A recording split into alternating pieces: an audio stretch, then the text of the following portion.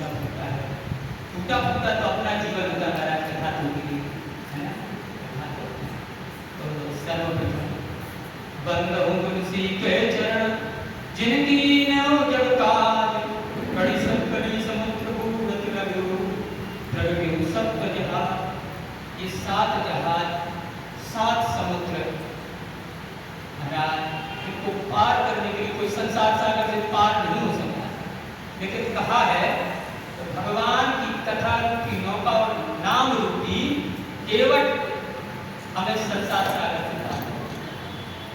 तो सुंदरकांड को सुंदरकांड क्यों कहा, इस पर चर्चा चल रही थी। वो 3 पर्वत, तो हनुमान जी को भी 3 पर्वत, एक पर चढ़कर लंका को देखा, फिर मध्य में विश्राम करने के लिए आया, फिर एक पर उतरे।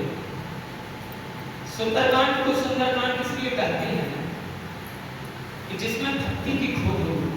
जिस दिन हम जीवन में अपने सांसारिक कार्यों को छोड़कर और भक्ति की खोज करने लगे, उसी दिन हमारा जीवन सुंदर बन जाए, पहली बात। दूसरी बात, सुंदरकांड में 8 जगह सुंदर शब्द है, सिंधु की एक सुंदर सुंदर आयता है ना, तो ठीक है। तो कहते हैं अष्ट सिद्धियां हैं, अष्ट सिद्धि नवनिधि और प्रातः मध्याह्न सायं 3 काल 3 8 24। तो जो सुंदरकांड का पाठ करे 24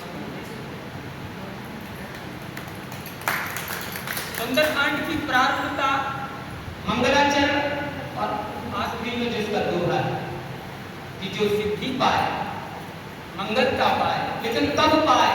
नान्या स्पृहा भक्ति हृदय स्मृति सत्यम बदान भगवान। स्पृहा झूठ खरे को त्यागने वाला, सत्य को बोलने वाला, सत्यभाषी बनकर छल कपट त्यागे तो सकल सुमंगलदाय आखिरी में कहते उसको ये फल मिल जाए। हनुमान जी चले और पहले जाकर जैसे ही सीता की खोज में निकले तो ज्येष्ठ श्रेष्ठ सब लोग खड़े हैं। 3 किलोमीटर का एक कोस और 12 कोस का ये किलोमीटर, यानी 36 किलोमीटर का ये किलोमीटर। और वहां पहुंचे कैसे? तो सब लोगों ने अपनी बुद्धि बरकरार तो विचार किया, कोई कहा मैं सिंधु पार ना जा सकता हूँ, किसी ने कहा हम जाएंगे लेकिन वापस नहीं आ पाएंगे, और सभी लोग अपने बल का प्रयोग करते रहे।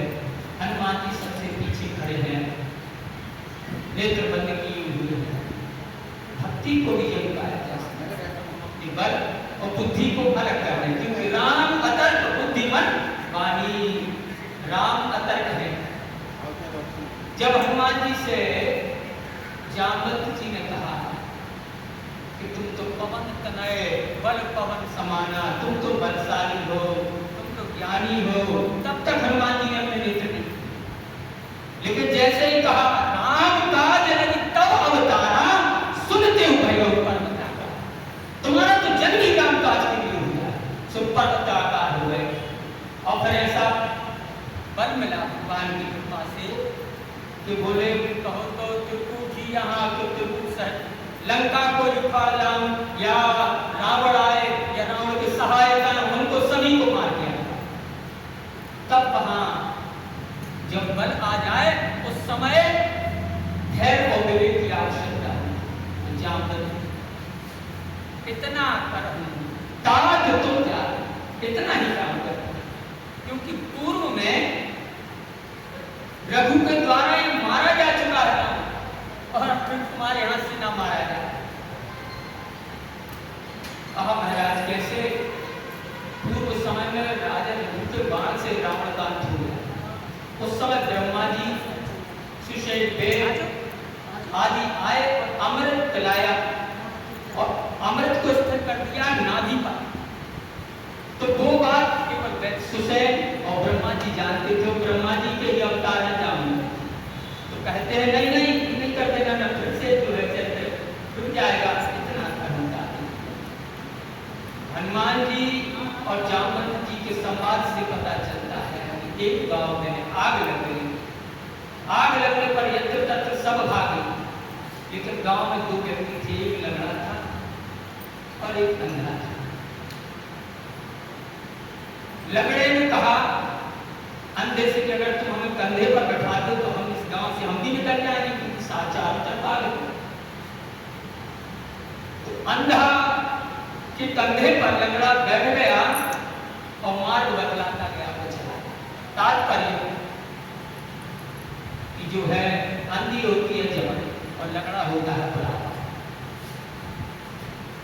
हनुमान जी महाराज बल के प्रतीक हैं और ज्ञान के प्रतीक, बुद्धि के प्रतीक वहां जामवंत जी बने और उचित सिखावत दे हुए। तो ऐसी शिक्षा ग्रहण करके हनुमान जी पहुंचे सिंधु तीर। ये तो सुंदर सुंदर, उस पर्वत का नाम ही सुंदर था जहां से यात्रा भक्ति की खोज हुई। तो एक तो पहला यही हो गया, और दूसरा पर्वत मार्ग में मिला, विश्राम कर लीजिए। जब हम भक्ति की खोज में जाते हैं तो कई प्रकार की पर्वत आते हैं। ग्रह कारज नाना जंजाला ते अति दुर्गम सहज। समाज के, घर के, संसार के काम भी पर्वत हैं जो हमें बाधित करते हैं। कभी कभी भक्ति की खोज करने जाएं तो महाराज हनुमान जी महाराज उस पर्वत से चले, दूसरे पर्वत को स्पर्श किया और मार्ग में जब भक्ति की खोज करने अपनाने पड़ते हैं, आपदाएं ऊपर से भी आती हैं। तो सुरसा देवताओं द्वारा भेजी गई देवांगना जो हनुमान जी से मिलती, वो भी बाधित करती। यानी आपदाएं भक्ति में ये नहीं कि राक्षसी पहुंचाए, देवता भी बाधित होते हैं।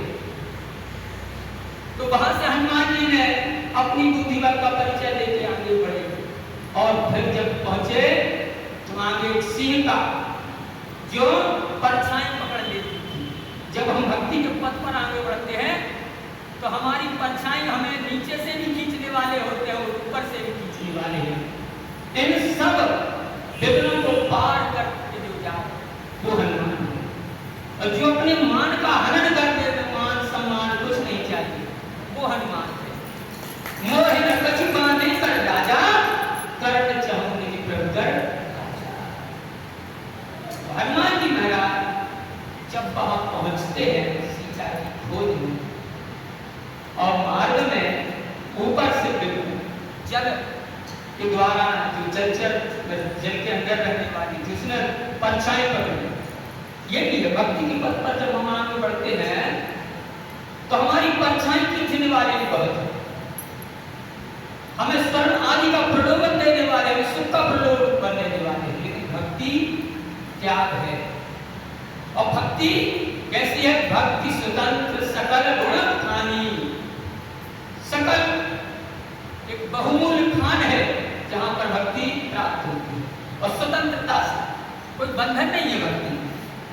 हनुमान जी महाराज पहुंचे और जैसे ही लंका में पहले बार लंकनी मिली और लंकनी के द्वारा रोका गया, तो एक बात और हनुमान जी कहे, बड़े कार्य तो करो लेकिन छोटे बनकर करो तो बहुत सरलता से। तो मशक समान रूप कभी बहुत छोटे बनकर हनुमान जी ने जितने काम किए वो एक सिंह का जो मिली उसने अपना सूरज मुझे मुझसे भयो उत्तर पवन संपत्ति भयो। हनुमान जी ने देखा कि जब हम आगे बढ़ते हैं तो हमारी नाम प्रतिष्ठा होती है और सामने वाला कहता है हम तुमसे बड़े हैं और किसी की होड़ में लग जाओ तो भक्ति के पद में चलने पर हमें अवरुद्धता होती है। इसकी बुद्धिमत्ता ये है उसके सामने जो कह रहा बड़े बन जाओ, छोटे बनकर निकल जाओ, यहाँ छोटे। और हनुमान जी वहां पहुंचे छोटे रूप में प्रवेश जब करते हैं और जैसे ही लंकनी के मुख पर प्रहार किया और जैसे ही उसका रक्त निकला मुख से, सो रक्त निकलते ही विरक्त हो गई। देख राम कर। हनुमान जी संत नहीं संता है। और वहां जब पहुंचते हैं प्रवेश करते हैं तो शोधन किया, मंदिर मंदिर प्रतिकर शोधा। कहाँ कहाँ अगड़ जी कहा शोधन तक करके मंदिराकार लड़का में सोचती हुई कि भक्ति किस महल में मिलेगी। महाराज देखा ये भोग की नगरी, यहाँ कहाँ भक्ति में प्राप्त होगी।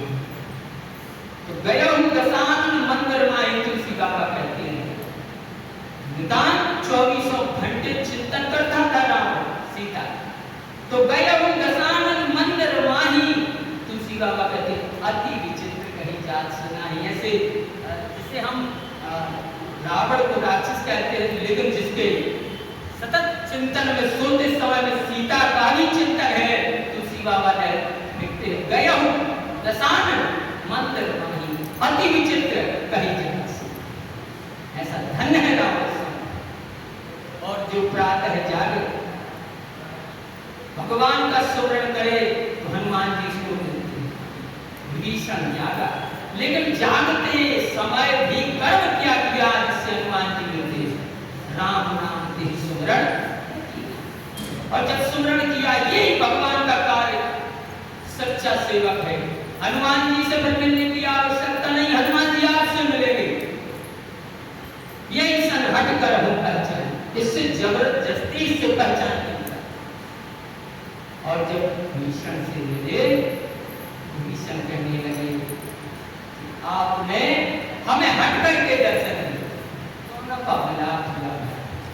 हनुमान जी भगवान के ऐसे सच्चे सेवक हैं, जहां पर हनुमान जी कथा गाई जाए, कीर्तन गाए गाया जाए, यत्र यत्र नाद कीर्तनम तत्र तत्र कृतमस्तकांजलि।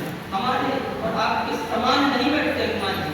कहते हैं जहाँ भगवान की चर्चा होती है, वहां आकर अपनी आसन लगाकर नीचे से करके दोनों हाथ जोड़कर वास्तवारी परिपूर्ण लोचनम, आंखों में अश्रुपात करते हुए दोनों हाथ जोड़कर हनुमान जी कथा। एक रामायण में तो ऐसा वर्णन आया कि अद्भुत, जो रामायण है युग, एक रामायण में पंडित जी कथा कह रहे थे, हनुमान जी कथा सुन रहे थे। पंडित जी कह रहे थे कि अशोक वाटिका में सफेद पुष्प लगे हुए हैं। हनुमान जी सुनते सुनते बीच कथा में तो कुछ ना कहा, लेकिन जैसे ही कथा का विराम हुआ, हनुमान जी रात्रि में आए और महाराज जी से बोले महाराज जी हमने वहां साक्षात अपनी आंखों से उस वाटिका को देखा, झूठ बोल रहे थे, वहां पर लाल पुष्प थे। दोनों में विवाद चल गया, पंडित जी भी सिद्ध थे, चलो तो हम साकेत धाम चलते हैं। दोनों साकेत पहुंचे राम जी के पास। राम जी से जाकर कहा भगवान आप बताइए, हम कह रहे हैं वहां सफेद पुष्प थे, हनुमान जी कह रहे हैं लाल है।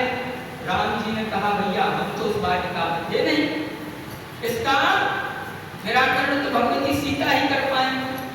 सीता जी से पूछा गया तो सीता जी ने कहा वहां सफेद पुष्प लगे हुए थे। हनुमान जी ने कहा ये कैसे, हमें तो वहां लाल दिखे थे।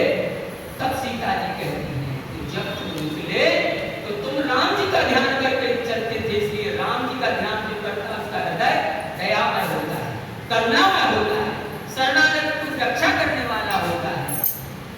और अंगद जी ने वैसे ही पहले कह दिया था, अंगद कहाँ जाओ, मैं पारा जी संशय की सुनती बात, मैं वहां जाऊंगा और अक्षय कुमार को वरदान है कि अगर एक भी प्रहार मेरे ऊपर कर देगा तो मेरा प्राण हो जाएगा, तो आप इस कांटे को निकाल कर आना।